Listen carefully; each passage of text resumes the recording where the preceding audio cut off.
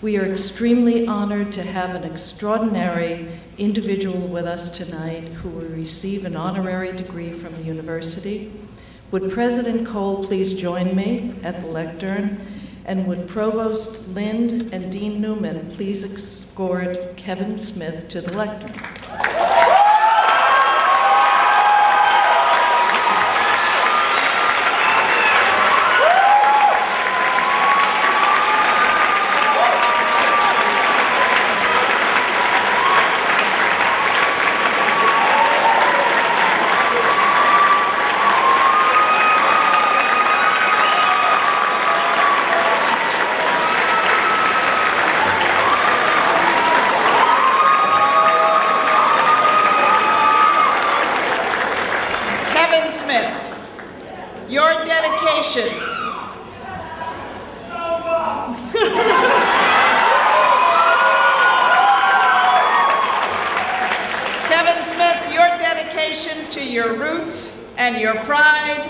As a born and raised New Jerseyan are evident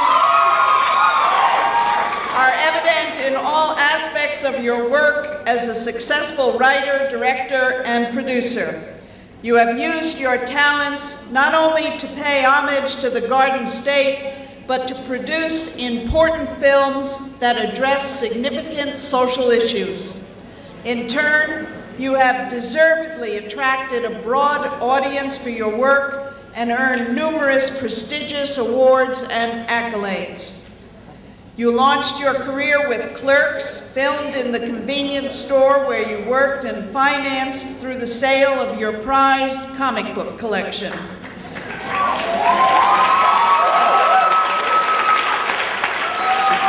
The winner of the 1994 Sundance Film Festival Filmmakers Trophy and the Cannes Film Festival Prix de la Jeunesse Youth Award.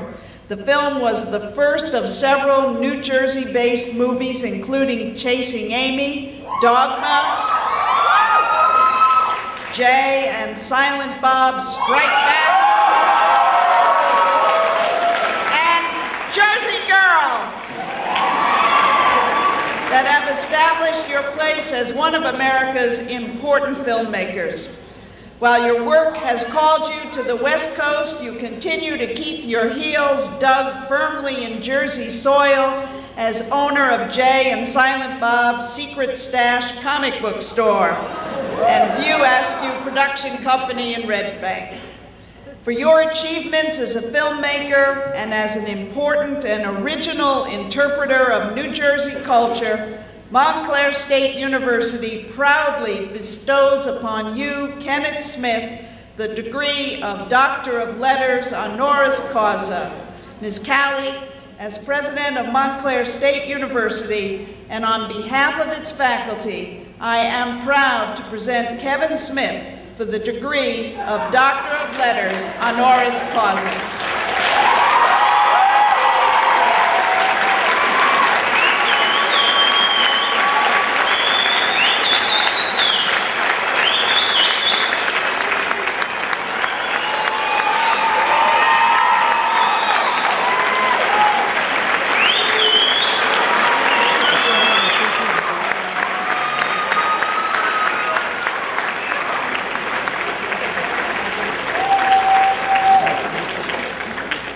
Congratulations, Kevin.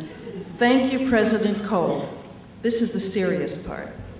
By virtue of the authority vested in me by the State of New Jersey and the Board of Trustees of Montclair State University, and upon the recommendation of the President and faculty, I confer upon you the degree of Doctor of Letters honoris causa, with all the rights, duties, privileges, and immunities thereunto appertaining, of which this diploma is the written witness. There's your diploma.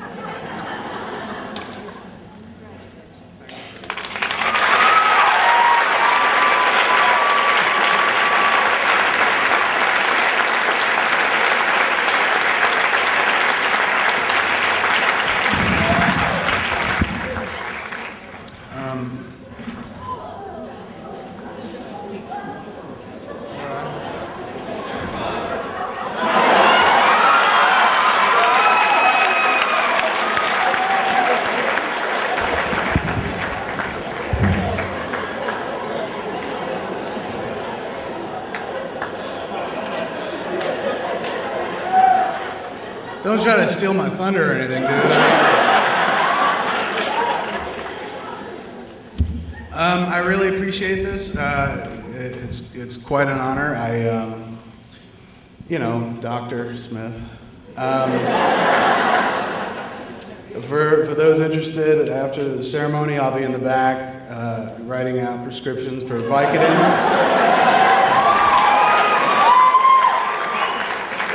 and Oxycontins, and this time it'll be legal, because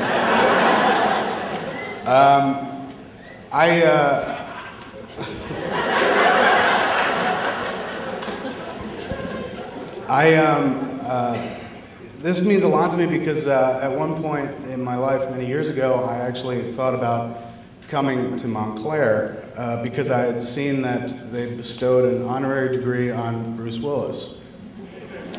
So I was just like, excellent, they must have an incredibly low academic standard.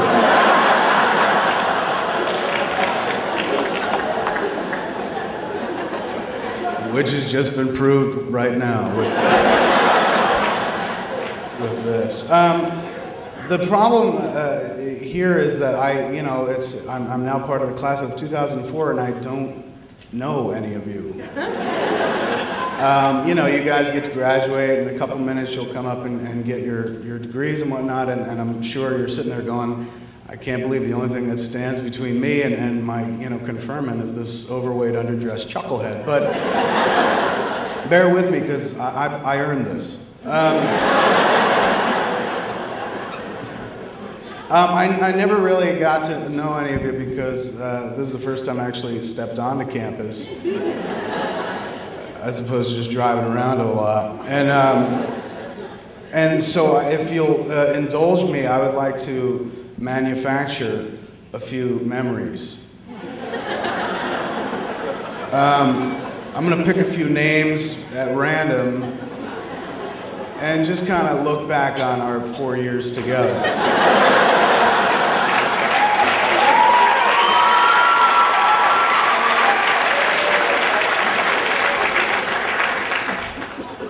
Hey, Brian and Dan and Umang, am I saying that right?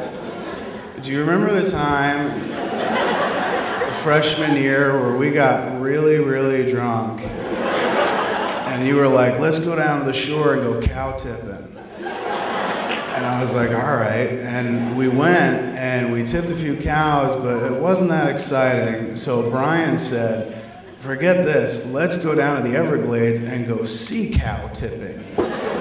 So we piled in the car, we drove 28 hours straight and started strong-arming some manatees until the Wildlife Preservation Society busted our asses. That was the best time I ever had.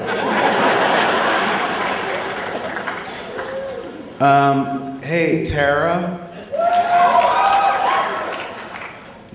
and Owen, remember that time that we got really, really drunk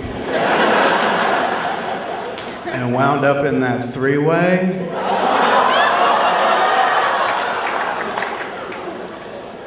I know we didn't talk much after that, but you guys are still, I consider you my closest friends, and Owen, you were surprisingly good.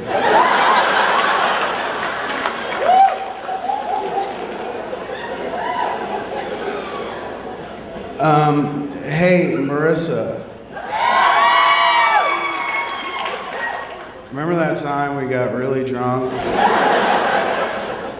And I kept lecturing you about how you shouldn't sleep with Dean Newman?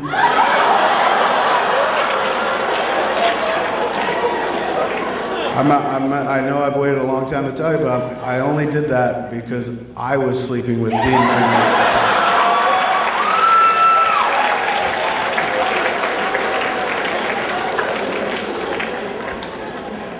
You remember, right? You were no Owen, dude.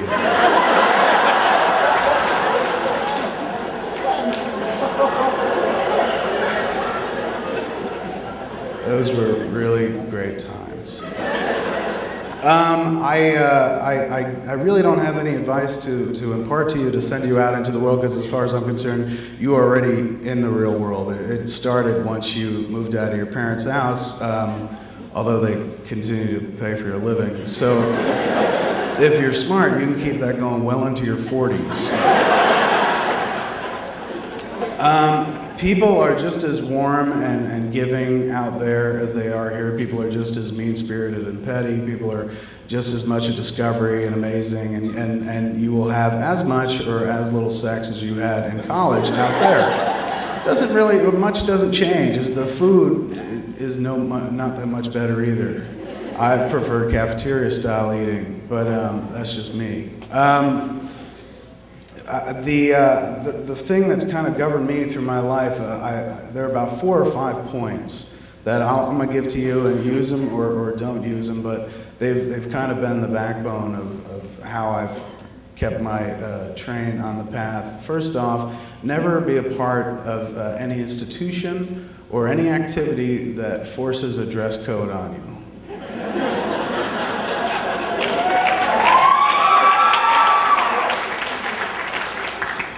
That's why I came here today. Because they were like, wear what you want. And I was like, I'm gonna. That's why I like the art school. Thank Christ this ain't a business school, because I don't own a suit. Second off, college is a waste of your time and your parents' money. Never mind.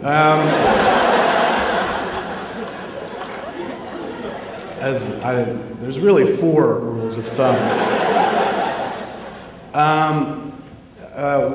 Probably the most important one is never be ashamed of the fact that you either came from or at least went to school in New Jersey. Because New Jersey, for those of you that don't know, wait for it because I'm going to really earn the suck-up applause here. New Jersey is, in fact, the cradle of civilization.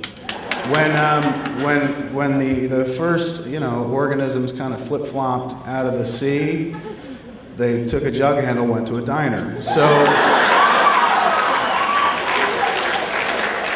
it's very important that you come from the state. We're one of the originals, and we're working past that whole toxic waste thing. So be proud, man, because the shocking thing is when you go out in the world, every 3rd person you meet is also from New Jersey.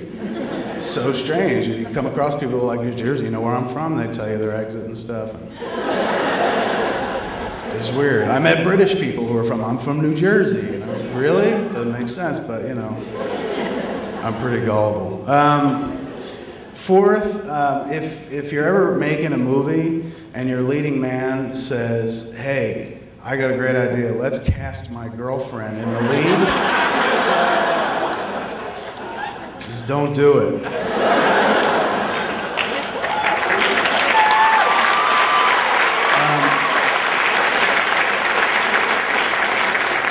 But 5th and most important, there's a time to honor tradition, and then there's a time to kind of break from tradition, and as you go through life, you'll find that it's kind of a negotiation. You're always doing a bit of both. You honor tradition, and then you break away and put your own spin on it. And it's your spin that, kind of makes you immortal. Some people say it's children, some people say it's noble acts, but I don't agree with that. It's kind of what you throw out there. It's the kind of break from conformity that is your signature in life. And that doesn't mean to thumb your nose at institutions and whatnot, particularly when they give you honorary doctorates. The idea is to know, when to seize your moment. For example, did anyone see that there's a movie out called The Passion of the Christ? It was based on a book.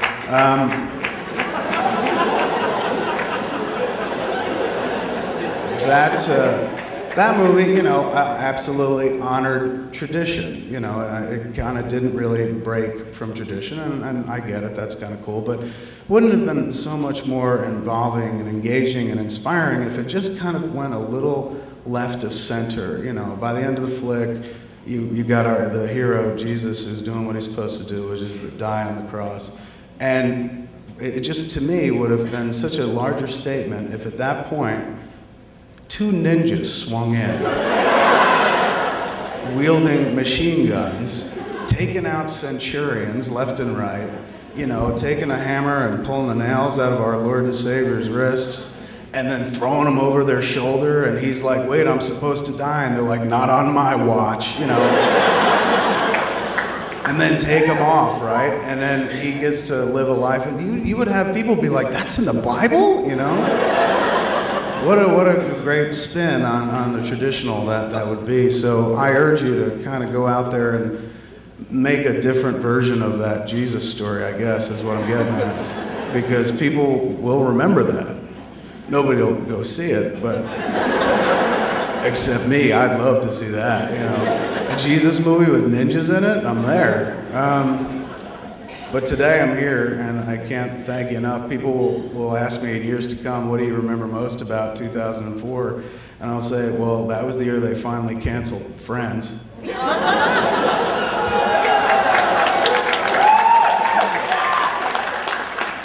Thank the ninjas saved Jesus. And that was the year that Montclair made me part of the institution. I became part of the alma mater, and I suckered them into making me a doctor. So thanks for having me. Go out there and take on the world, and I'm sure you'll do great.